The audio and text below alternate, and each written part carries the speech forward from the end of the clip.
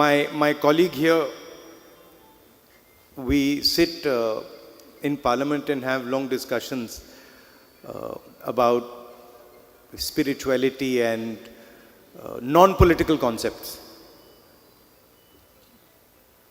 എൻ്റെ ഈ സുഹൃത്തുമായി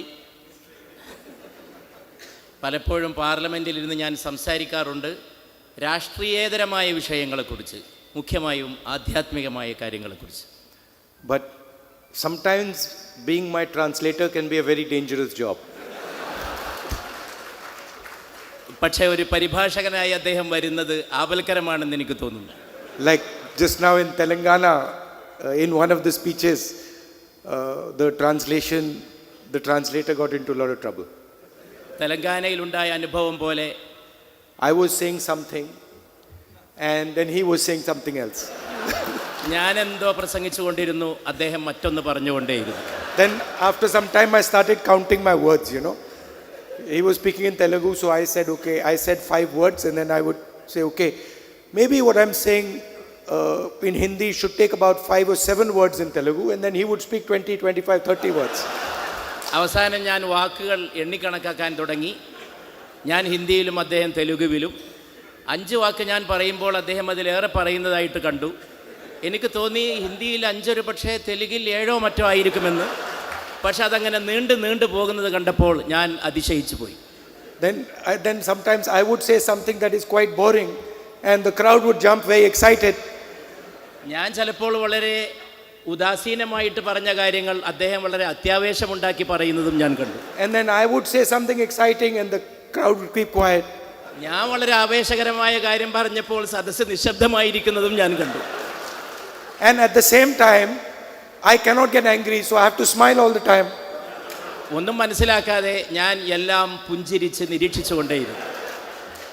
So, but I know my friend is a good translator, so he won't have any such problems. പക്ഷേ എൻ്റെ ഈ സുഹൃത്ത് ഒരു നല്ല പരിഭാഷകനാണെന്ന് എനിക്കറിയാം. See, for me, for Bashir ji, for Tangal ji, it's easy to remember Haji ji. ഇവിടെ സംസാരിച്ച അഭിവന്ദനായ തങ്ങളെപ്പോലെ, അദ്ദേഹത്തിൻ്റെ മകൻ ബഷീറിനെ പോലെ അവർക്കൊക്കെ സീതി ഹാജിയെ കുറിച്ച് പറയാൻ വളരെ അനായാസകരമായിട്ട് സാധിക്കും. They saw him, were close to him, they know him in detail, they understand him, so it's easy to come and give a speech. അദ്ദേഹത്തെ അവർക്ക് മനസ്സിലാക്കാൻ സാധിച്ചു, അദ്ദേഹവുമായിട്ട് അവർ ഇടപഴകി, അദ്ദേഹവുമായി അവർ സംവദിച്ചു. അതുകൊണ്ട് അദ്ദേഹം ആരാണ് എന്താണെന്ന് മനസ്സിലാക്കാനുള്ള നിരവധി അനുഭവങ്ങൾ അവർക്കുണ്ടായി. For me, I have to think about it much more. It's like a jigsaw puzzle.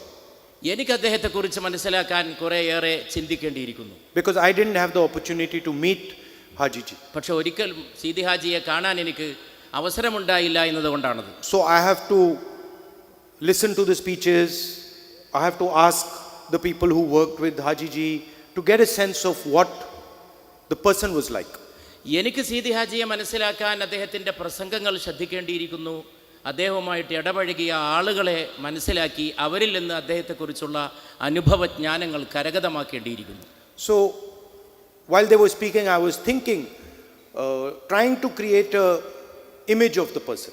അവരൊക്കെ പ്രസംഗിച്ചുകൊണ്ടിരുന്നപ്പോൾ എൻ്റെ മനസ്സിൽ സീതി ഹാജിയുടെ ഒരു സ്വരൂപം നിർമ്മിക്കുവാൻ ഞാൻ ശ്രമിക്കുകയായിരുന്നു. So for me, the single most important characteristic of a leader is humility.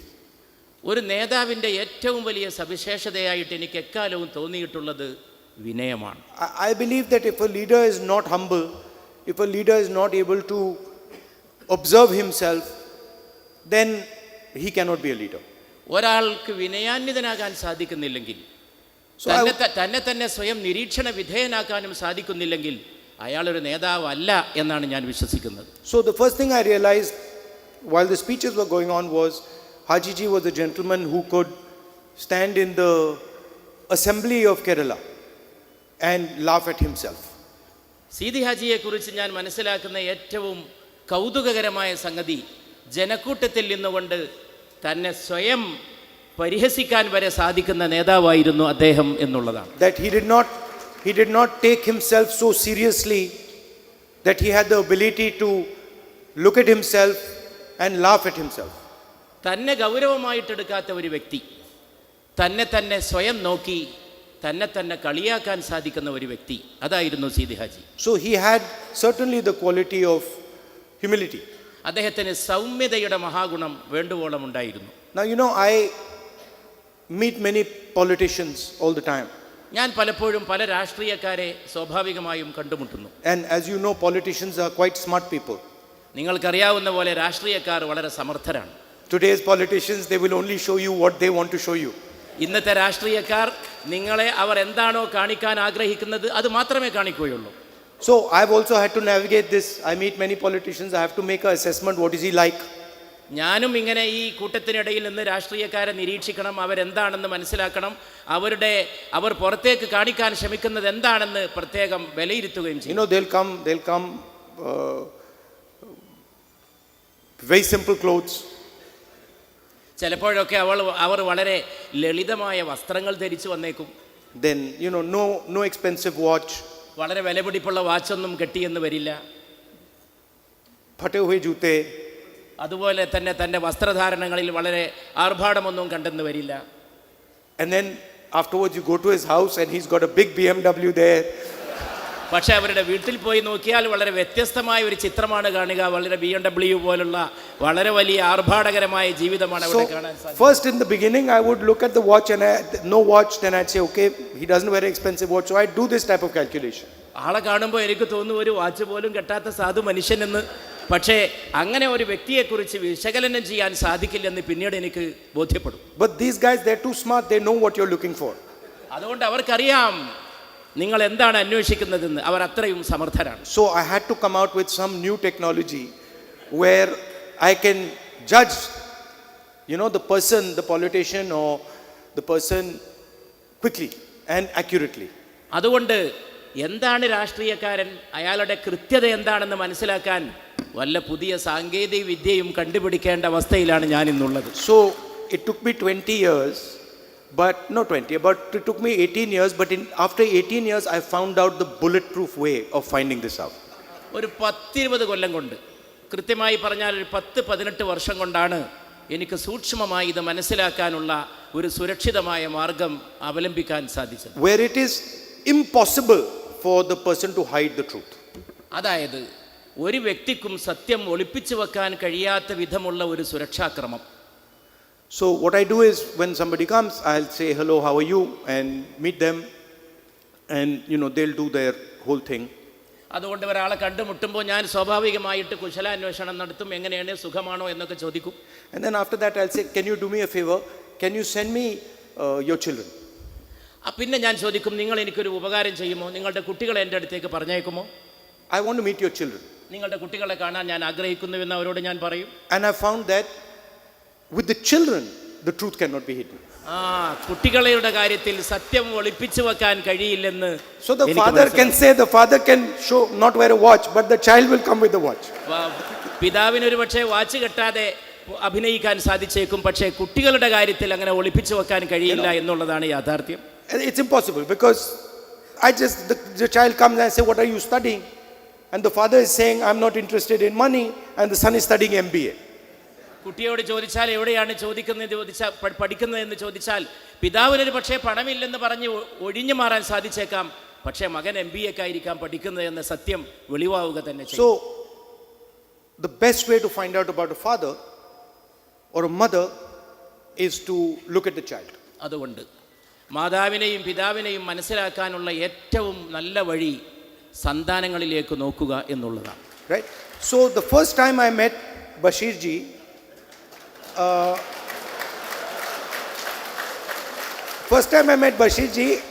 I was in Hindi, I'll say it. I told the guy who works with me, I said, isme dam hai.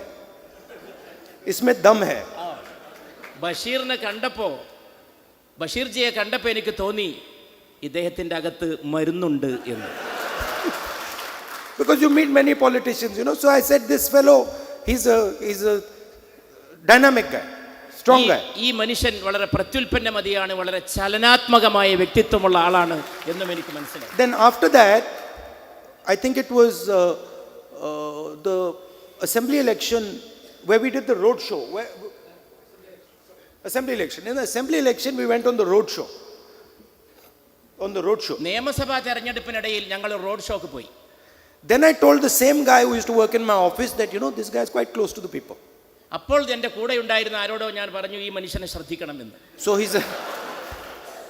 So he's a dynamic guy and he's close to the people.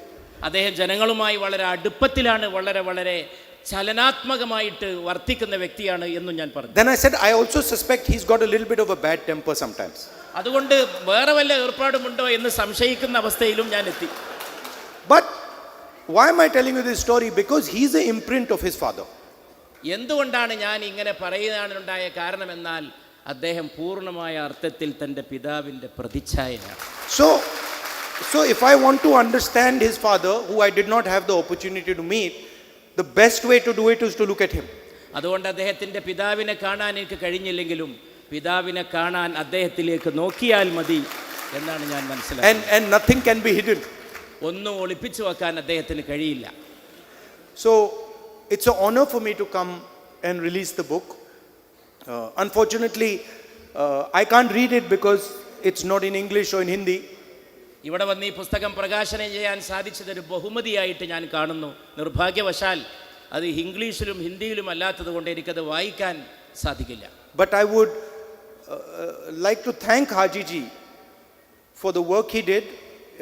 He was a carpenter and he started as a carpenter, but I think all his life he built bridges between communities, between people, between ideas. ഞാൻ ബഹുമാനപ്പെട്ട സീതി ഹാജിയെ ആദരപൂർവ്വം അനുസ്മരിക്കുന്നു. വളരെ ലളിതമായ ജീവിതത്തിൽ നിന്ന് തുടങ്ങി മരങ്ങളോട് ബന്ധപ്പെട്ടുകൊണ്ടുള്ള ഒരു തൊഴിലിൽ നിന്ന് ആരംഭിച്ച് അദ്ദേഹം സമുദായത്തെ കെട്ടിപ്പടുത്തു, സമൂഹത്തെ നല്ല നിലയിൽ സേവനം ചെയ്യുവാനുള്ള വിവിധങ്ങളായിട്ടുള്ള പ്രവർത്തനങ്ങളിൽ അദ്ദേഹം മുഴുകി, അതിലൂടെ അദ്ദേഹം രാഷ്ട്രീയമായ കർമ്മത്തിൽ മുന്നേറുകയും ചെയ്തു. And I think in a world today where everybody is busy breaking bridges, we need people like Haji ji who built bridges, had affection for other people. പലരും പാലങ്ങൾ തകർക്കുന്ന കാലത്ത്, സമൂഹത്തിലെ നിലനിൽക്കുന്ന പാലങ്ങൾ തകർക്കുന്ന കാലത്ത് സീതി ഹാജിയെ പോലെ പാലങ്ങൾ കെട്ടുന്ന വ്യക്തികളെ നമുക്ക് ആവശ്യമാണ് എന്നാണ് നാം മനസ്സിലാക്കുന്നത്. And so there is a lot we can learn from him. അതുകൊണ്ട് അദ്ദേഹത്തിൽ നമുക്ക് ഒട്ടേറെ കാര്യങ്ങൾ പഠിക്കാനുണ്ട്. Last thing I'd like to say that the more I come to Kerala, the more I come to Wayanad, the more I feel that this is my home. അവസാനമായിട്ട് എനിക്ക് പറയുവാനുള്ളത്, കേരളത്തിലേക്ക് ഞാൻ വരും തോറും, വിശേഷിച്ചും വയനാട്ടിലേക്ക് വരും തോറും ഇതെൻ്റെ സ്വന്തം വീടാണ് എന്ന തിരിച്ചറിവാണ് ഓരോ വരവും എനിക്ക് പ്രദാനം ചെയ്യുന്നത്. And I like coming here. ഇവിടെ ഓരോ തവണ വരുന്നതും ഞാൻ സ്നേഹിക്കുന്നു. I don't consider it like my work. I consider it like coming back to family and meeting my friends. ഞാനൊരു ജോലിയുടെ ആവശ്യമായി ഇവിടെ വരുന്നു എന്നല്ല, സ്വന്തം കുടുംബത്തിലേക്കുള്ള വരവ് പോലെയാണ് എനിക്കിവിടേക്കുള്ള ഓരോ വരവും അനുഭവപ്പെടുന്നത്. Thank you. നിങ്ങൾക്ക് നന്ദി.